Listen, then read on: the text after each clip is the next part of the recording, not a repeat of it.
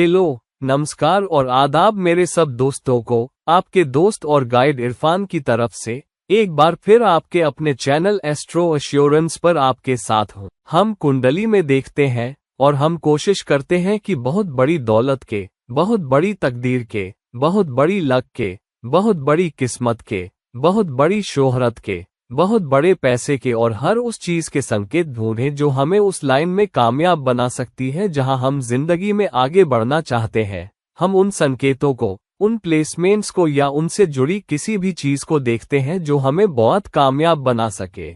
और तरह तरह के योग भी हमें एक वादा देते हैं या एक मुमकिनात देते हैं कि हम जिंदगी में कामयाब हो सकते हैं। हालांकि इस मुमकिनात का बैलेंस वो अर्जित तकदीर है जो हमारे पास है, और ये अर्जित तकदीर तीसरे भाव के सिवा कुछ भी नहीं है। और अर्जित तकदीर तीसरा भाव क्यों है? वैदिक श्लोकों में कहा गया है कि तीसरा भाव आपके अपने खुद के जोर का भाव है, आपकी अपनी एंटरप्राइज का भाव है। और इसका मतलब ये है कि कुछ चीजें करने की आपकी कोशिश में, एक खास दिशा में आगे बढ़ने के लिए आपकी कोशिश में, आपकी अपनी एंटरप्राइज आपके लिए सबसे ज्यादा उपयोगी होगी। यानी आप अपनी एंटरप्राइज के जरिए, अपनी कोशिश के जरिए उस दिशा में आगे बढ़ सकते हैं जो आपने चुनी है, उस दिशा में जिसे आप जिंदगी में मैनिफेस्ट करना चाहते हैं। और इसका ये भी मतलब है कि आप जिंदगी में जो करते हैं वो उसी दिशा पर आधारित होता है जो आप लेना चाहते हैं। यानी अगर आप सच में चाहते हैं कि तकदीर आपके हाथ में हो, तो तीसरे भाव को मैनिफेस्ट करो। तीसरा भाव आपके हाथों का भी भाव है, हाथ या हाथ पांव, यानी कि आपकी तकदीर एक तरह से आपके हाथों में है। लेकिन तीसरा भाव गर्दन का भी भाव है, या गर्दन से रिप्रेजेंट किया जाता है। मगर गर्दन वाली जगह क्यों? पवित्र कुरान में एक सूरा है, 17वां सूरा, जिसे सूरा अल इसरा कहते हैं। और सूरा अल इसरा की 13वीं आयत में कहा गया है कि अल्लाह उस सूरा में फरमाता है कि हमने तुम्हारी तकदीरें तुम्हारी गर्दनों से बांध दी है, और जिस दिन तुम उठाए जाओगे तुम्हारे सामने एक किताब खुली होगी जो बात करेगी उन सब चीजों के बारे में जो तुमने की है, उन सब अमलों के बारे में जो तुमने किए हैं। यानी कि तुम्हारे अमल तुम्हारे हाथों और तीसरे भाव से तय होते हैं, और गर्दन से भी, क्योंकि गर्दन ही है जो तुम्हारी इंद्रियों को हिलाती है, जो तुम्हारे चेहरे पर है। आंखें, नाक, मुंह, सही दिशा में तुम जिस दिशा में जाना चाहो वो गर्दन ही है जो तुम्हें उधर ले जाती है। तो तुम किस दिशा में देखना चाहते हो, किस तरह से बात करना चाहते हो, क्या सुनना चाहते हो, क्या नहीं सुनना चाहते, किस चीज पर ज्यादा ध्यान देना चाहते हो, ये सब इस पर निर्भर है कि तुम्हारी गर्दन किधर मुड़ती है, तुम्हारी तकदीर किधर मुड़ती है, या तुम्हारी कोशिश किधर मुड़ती है।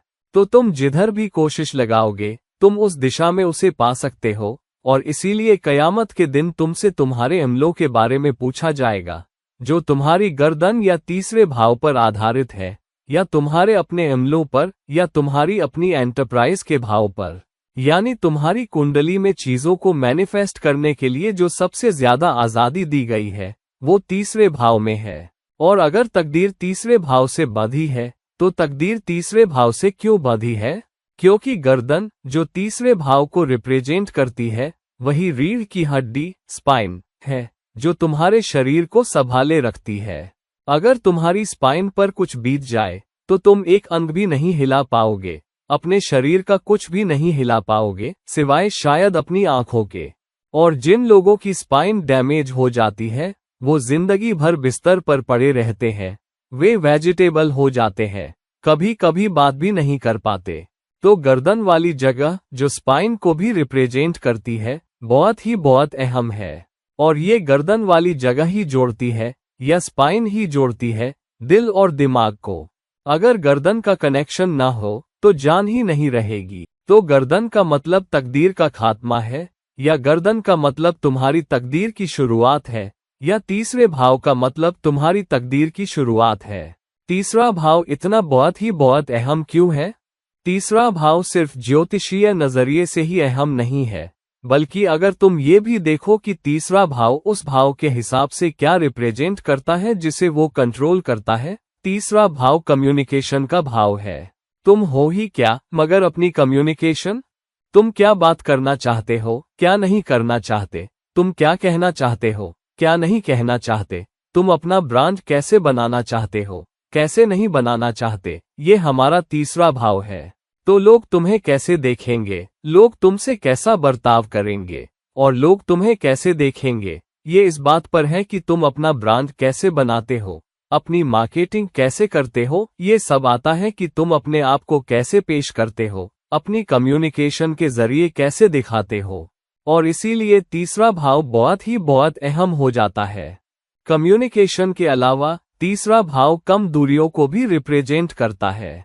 अब लंबी दूरियां 9वें भाव से जुड़ी हैं, जो ऊंची शिक्षा से जुड़ा है। यानी जब तुम बहुत ऊंचा सीखते हो या अपने अनुभवों से सीखने को तैयार होते हो तो तुम बहुत दूर जा सकते हो, लेकिन तुम बिना पहला कदम उठाए दूर नहीं जा सकते। और ये पहला कदम सबसे छोटी दूरी है जो तीसरे भाव से रिप्रेजेंट होती है। पहला कदम वो सबसे छोटी दूरी है जो तुम कभी भी तय कर सकते हो। अगर तुम पहला कदम नहीं उठाओगे तो तुम लंबी दूरी नहीं जा सकते। तो पहला कदम जो सबसे छोटी दूरी है वो भी तुम्हारी कोशिश पर आधारित है। और इसीलिए पराशर जी ने बृहत पराशर होरा शास्त्र में भी कहा है कि रथ के पहिए बिना कोशिश के नहीं चलेंगे। यानी तुम्हारी पूरी तकदीर नहीं चलेगी जब तक तुम कोशिश नहीं डालते सही दिशा में। बाकी सब कुछ मुमकिनात ही रह जाएगा। काइनेटिक एनर्जी नहीं आएगी या पोटेंशियल एनर्जी काइनेटिक एनर्जी में नहीं बदलेगी जब तक तुम अपने हाथ पांव नहीं हिलाते, अपने हाथ नहीं हिलाते, अपनी कोशिश से तकदीर या तकदीर के पहियों को नहीं चलाते। और इसीलिए तीसरा भाव बहुत अहम है। तीसरा भाव पड़ोसियों को भी रिप्रेजेंट करता है। पड़ोसी क्यों? बेशक इसका मतलब तुरंत के पड़ोसी भी है, लेकिन पड़ोसी से हमारा तात्पर्य उन लोगों की संगति से भी है जिन्हें तुम अपने साथ रखते हो, जो लोग तुम्हारे आसपास रहते हैं, जो हर वक्त तुम्हारे साथ होते हैं, जो तुम्हारे पड़ोसी हैं, सिर्फ घर पर ही नहीं बल्कि काम पर भी। और जिन लोगों की संगति तुम रखते हो, जिन्हें तुम अपने पास आने देते हो, क्योंकि फिर वो तुम्हें सबसे ज्यादा प्रभावित करते हैं। और सबसे बड़ी संगति जो तुम घर पर रखते हो वो है तुम्हारे माँ बाप। सबसे बड़ी संगति जो तुम घर से बाहर रखते हो बड़े होते वक्त वो है तुम्हारा स्कूल और तुम्हारे दोस्त, या वो समाज जिसमें तुम बड़े होते हो। और वो तुम्हें ढालता है और वो तुम्हारा करैक्टर बनाता है और वो ढालता है क्योंकि तुम्हारा करैक्टर ही तुम्हारी तकदीर बनता है। और इसलिए पड़ोसियों के द्वारा इसका मतलब सिर्फ तुम्हारे तुरंत वाले पड़ोसी ही नहीं, बल्कि वो सब लोग जिन्हें तुम अपने बगल में आने देते हो और उनकी संगति में रहकर तुम उन्हें अपने को प्रभावित करने भी देते हो। और इसका उल्टा भी होता है। लेकिन तीसरा भाव तुम्हारी तकदीर में अकेला नहीं है। और ये कि तुम्हारी तकदीर कैसे जाहिर हो सकती है। आमतौर पर 9 प्लैनेटरी इकाइयों में से 7 ग्रह किसी न किसी भाव को कंट्रोल करते हैं। राहु और केतु सीधे किसी भाव को कंट्रोल नहीं करते, बल्कि सह शासन को रूलरशिप के द्वारा करते हैं। तो 7 ग्रह किसी न किसी भाव को रूल करते हैं और 5 ग्रह बुध, शुक्र, मंगल, बृहस्पति और शनि 2 भावों को रूल करते हैं।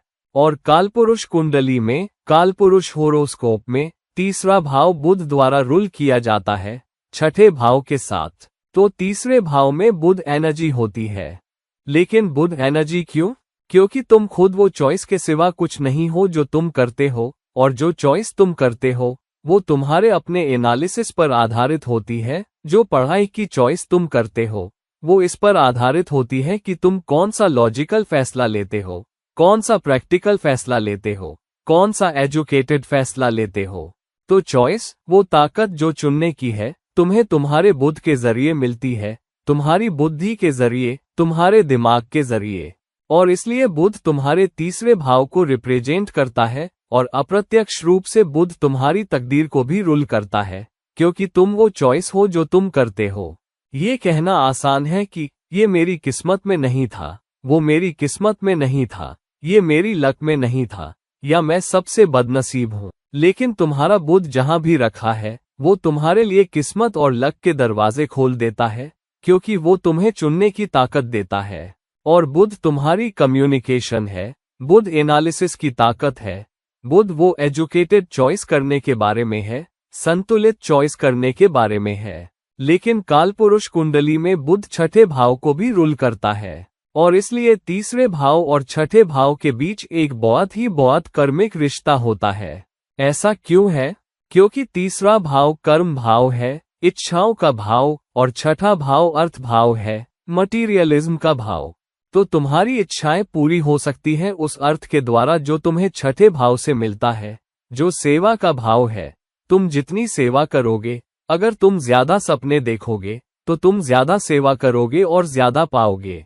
दूसरी चीज है कि तुम अपने हाथों से क्या करते हो, या तुम्हारे रोजमर्रा के अमल क्या है, क्योंकि वो छठे भाव से रिप्रेजेंट होते हैं। छठा भाव तुम्हारी रोजमर्रा की जिंदगी है। जिंदगी में रोजमर्रा की डिसिप्लिन छठे भाव से रिप्रेजेंट होती है। वो उस अमल से आती है जो तुम करते हो, अमल जो तीसरे भाव से रिप्रेजेंट होता है, जो सेल्फ एंटरप्राइज का भाव है। यानी जिन चीजों का तुम रोज सामना करते हो जिंदगी में, वो तुम्हारे उस अमल पर आधारित है जो तुम करते हो, जो तुम्हारे सोचने के तरीके पर आधारित है, जो बुद्ध तुम्हें देता है। और तीसरा भाव क्या है? चॉइस, चुनाव का भाव। और छठा भाव ये भी है कि हम क्या खाते हैं। तो ये बीमारियों का भाव भी है, और बीमारियां पेट के अंगों या मैदे से आती है, जो छठे भाव से रिप्रेजेंट होती है। तो तुम्हारी सेहत इस पर है कि तुम क्या खाते हो, और तुम क्या खाते हो, ये तुम्हारी चुनी हुई चॉइस पर आधारित है। वो एजुकेटेड चॉइस जो तुम करते हो कि तुम कुछ खाना चाहते हो या नहीं खाना चाहते हो। दूसरी बात तुम्हारी चॉइस पर आधारित है। तुम जिंदगी में अच्छा और बुरा भी उसी के आधार पर आकर्षित करते हो। गलत चॉइस के आधार पर तुम मुकदमेबाजी को आकर्षित कर सकते हो, तुम कोर्ट केस को आकर्षित कर सकते हो। ये सब छठे भाव से रिप्रेजेंट होता है, इस आधार पर कि तुम कैसे बात करते हो, दूसरों से कैसा बर्ताव करते हो, अपने पड़ोसियों से कैसा बर्ताव करते हो, अपने आसपास के लोगों से। तुम दुश्मन भी बना सकते हो, तुम मुकाबला भी बना सकते हो, फिर से छठे भाव से रिप्रेजेंट होता है। और तीसरा भाव कर्म का एक भाव है, सातवें भाव के अलावा, जो कि कर्म का भी भाव है। और छठा भाव सातवें भाव के नुकसान को रिप्रेजेंट करता है। रिश्तों का नुकसान छठे भाव पर आधारित है, और वो तुम्हारी उन चॉइस से रिप्रेजेंट होता है जो तुम अपने कर्म में करते हो, अपनी दिल की जिंदगी में, अपने प्यार की जिंदगी में भी, क्योंकि तीसरा भाव तुम्हारे कर्म या तुम्हारी इच्छाओं और सपनों का भी भाव है, और इसलिए रिश्तों से भी जुड़ा है। और सातवां भाव तीसरे भाव से पांचवां भाव होता है, यानी सातवें भाव के फायदे उस चीज से आते हैं जो तुम तीसरे भाव में करते हो, यानी वो चॉइस जो तुम करते हो। तीसरा भाव तुम्हारी जिंदगी के दूसरे मुद्दों का या दूसरी तकदीर का, जो पोटेंशियल तकदीर है, एक बैलेंसर भी है। तीसरा भाव तुम्हारे लिए एक फाइटिंग चांस है। ये फाइटिंग चांस क्यों है? क्योंकि तीसरे भाव का कारक मंगल है। और मंगल क्या है?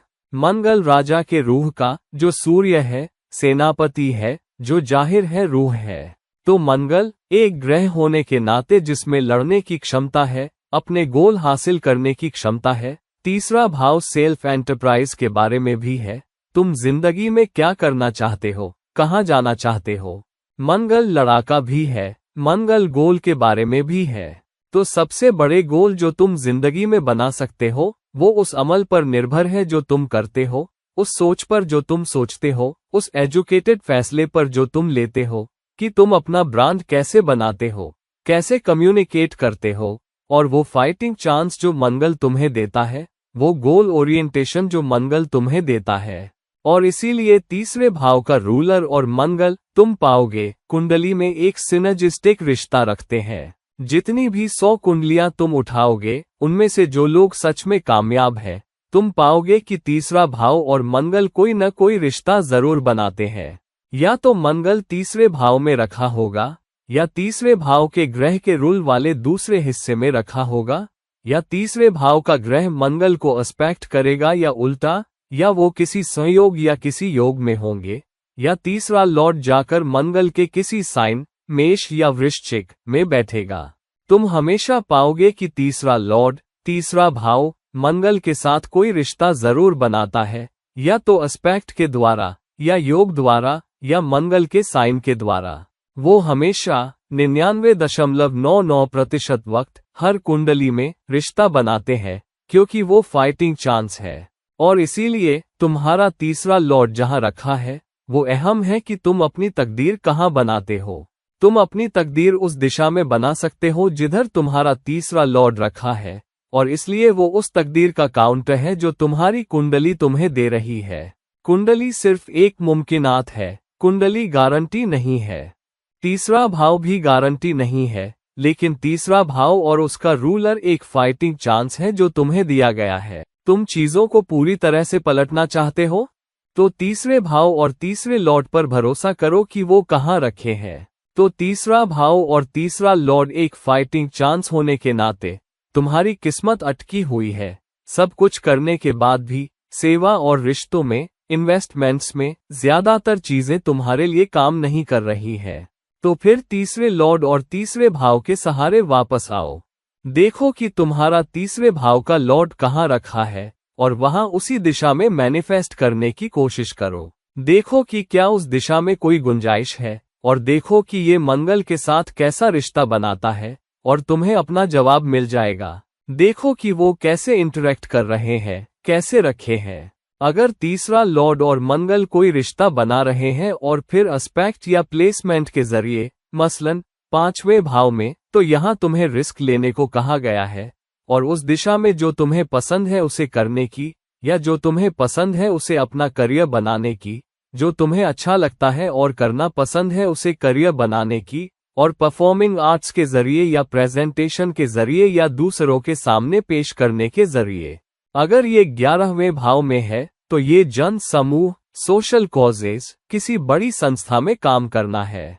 अगर ये 9वें भाव से कनेक्ट है तो ये एजुकेशन के बारे में है, यात्रा के बारे में है, अध्यात्म के बारे में है, विदेशों की यात्रा के बारे में है, अलग अलग कल्चर के लोगों के साथ काम करने के बारे में है। तो तीसरे भाव और मंगल के बीच सिनर्जी कैसे होती है, या भले ही तुम मंगल को एक तरफ रख दो, मसलन मंगल कंबस्ट या डिबिलिटेटेड हो जाए, तब भी तीसरे भाव का लॉर्ड और तीसरे भाव का प्लेसमेंट इतना काफी है कि तुम्हें बता दे कि किस दिशा में जाना है। और अगर मंगल तुम्हें किसी दूसरी सिनर्जी में सपोर्ट भी करता है तो ये एनर्जी होगी ही। तुम पाओगे कि उस दिशा में तुम्हारे पास फाइटिंग चांस है, और तुम्हारी तकदीर का टर्नअराउंड इस आधार पर हो सकता है कि तुम्हारा तीसरे भाव का लॉर्ड कहाँ रखा है, वो दूसरों के साथ कैसा रिश्ता बना रहा है, वो किन किन एस्पेक्ट्स में है, किस कंजंक्शन में है, किस योग में है, किन दूसरे ग्रहों के साथ रिश्ता बना रहा है, और तुम उस दिशा में जा सकते हो। अगर तीसरे भाव का रूलर मिसाल के तौर पर शुक्र है और वो सूर्य के साथ रखा है, तो तुम्हें देखना होगा कि सूर्य किन भावों को रूल करता है और शुक्र किन भावों को रूल करता है, और उस दिशा में जाना है। अब हम ये भी जानते हैं कि तीसरे भाव का लॉर्ड ग्रह 2 साइन या 2 भावों को भी रूल कर सकता है, एक के बजाय। अगर तीसरे भाव का रूलर कर्क नहीं है या चंद्रमा या सूर्य नहीं है, तो बाकी के दूसरे ग्रह भी दूसरे भावों को रूल करेंगे। तो फिर तीसरा भाव तुम्हें दूसरे भाव से भी जोड़ रहा है, जो तुम्हारे लिए लक या तकदीर मैनिफेस्ट कर सकता है। मसलन अगर ये मीन लग्न वाला जातक है तो तीसरे भाव का रूलर शुक्र है, और तीसरे भाव का रूलर शुक्र 8वें भाव को भी रूल करता है। तो तुम्हारी तकदीर तीसरे भाव, 8वें भाव और शुक्र से कनेक्ट हो जाती है। तो फिर शुक्र कहाँ रखा है, वो दूसरे किन ग्रहों के साथ रिश्ता बना रहा है, कौन से भाव, कौन से एस्पेक्ट्स, योग्स, कंजंक्शन, और वहां से सफलता आ सकती है। तीसरा भाव सेल्फ एंटरप्राइज का भाव है, 8वां भाव बैंकिंग का भाव है, दूसरे लोगों की दौलत का, वेल्थ मैनेजमेंट का, इंश्योरेंस का, ऑडिट का, जमीन के नीचे से आने वाली दौलत का, कीमती धातुओं में दौलत का, कीमती पत्थरों में दौलत का, ग्रेनाइट और मार्बल में दौलत का, या दूसरे लोगों के पैसे से आने वाली दौलत का। तो कई तरह के मैनिफेस्टेशन हो सकते हैं। मीन लग्न वाले जातक के लिए शुक्र के द्वारा जो तीसरे और 8वें भाव को रूल करता है। तो इस बात के साथ कि तुम्हारा लग्न क्या है, तुम्हें देखना होगा कि कौन सा ग्रह तीसरे भाव को रूल करता है और वो और किन दूसरे भावों को भी रूल करता है। मिसाल के तौर पर अगर तुम किसी वृश्चिक लग्न वाले जातक को देख रहे हो तो तीसरे भाव का लॉर्ड और चौथे भाव का लॉर्ड दोनों शनि है, क्योंकि वृश्चिक लग्न वाले जातक के लिए तीसरे भाव का रूलर शनि है, मकर होने के कारण, और चौथा भाव कुंभ होता है। तो तीसरा भाव और चौथा भाव कनेक्ट हो जाते हैं और फिर तुम्हें देखना होगा कि शनि कहाँ रखा है। मिसाल के तौर पर मैं एक अलग वीडियो बनाऊंगा हर लग्न के आधार पर कि तीसरा भाव और ग्रह तकदीर तक ले जाने के मामले में कैसा रिश्ता बना रहे हैं, लेकिन वो एक अलग सीरीज है। लेकिन तुम्हारा तीसरे भाव का ग्रह जहां भी रखा है, तुम्हारा लग्न जो भी है, ये बात दिमाग में रखो कि तीसरा भाव तुम्हारी तकदीर का सार है। ये एक फाइटिंग मौका है जो तुम्हें दिया गया है कि तुम अपनी तकदीर को मैनिफेस्ट करो। और अगर तीसरा भाव तुम्हारे एस्ट्रोलॉजिकल प्लेसमेंट से मजबूत योग के जरिए जुड़ जाता है, लग्न से जुड़ जाता है, तुम्हारे 10वें भाव से जुड़ जाता है, तो ये बहुत अच्छी बात है। ये एक शुभ चीज है जो तुम्हें दी गई है। ये एक बड़े अवसर से कम नहीं है जो तुम्हें मिला है कि तुम लकी हो, क्योंकि तीसरा भाव एक उपचय भाव भी है, जिसका मतलब है कि अपनी कोशिश से एक अवधि के बाद तुम अपनी तकदीर को मैनिफेस्ट कर पाओगे। तो दोस्तों, अपनी कुंडलियों में देखो कैसे तरह तरह के प्लेसमेंट जो तुम्हारी मुमकिनात वाली कुंडली तुम्हें दे रही है, और देखो कि क्या वो तीसरे भाव और तीसरे लॉर्ड से कनेक्ट हो रहे हैं। फिर उस दिशा में चलो। अगर तुम्हें लगे कि तुम अटक गए हो, तो तीसरे भाव और तीसरे लॉर्ड का सहारा लो ताकि अपनी तकदीर खुद मैनिफेस्ट करो। और तुम देखोगे कि अगर तुम कोशिश करो और अपने तीसरे भाव और अपने तीसरे भाव के लॉर्ड की दिशा में चलो, वो किन किन भावों को रूल करता है और वो किन योगों को बनाता है, किस दूसरे ग्रह के साथ रिश्ता बनाता है, और तुम उन सब चीजों को कॉम्बिनेशन में इस्तेमाल करो, तो तुम सच में ये समझ पाओगे कि उन अर्थों का क्या मतलब है। और अगर तुम उस दिशा में चलते हो, तो तुम्हें अपनी तकदीर को पलटने का एक फाइटिंग चांस मिल जाएगा, उस इलाके में या उस दिशा में जहां तुम अपनी तकदीर बनाना चाहते हो। तो दोस्तों, इस वीडियो को लाइक करो, इस वीडियो को शेयर करो, और अगर तुम मुझसे कोई पर्सनल सलाह लेना चाहते हो तो मुझसे संपर्क करो, लिंक्स नीचे दिए गए हैं। किसी और वक्त तक किसी और वीडियो के साथ तुम्हारा दोस्त और गाइड इरफान साइन ऑफ कर रहा है। नमस्कार।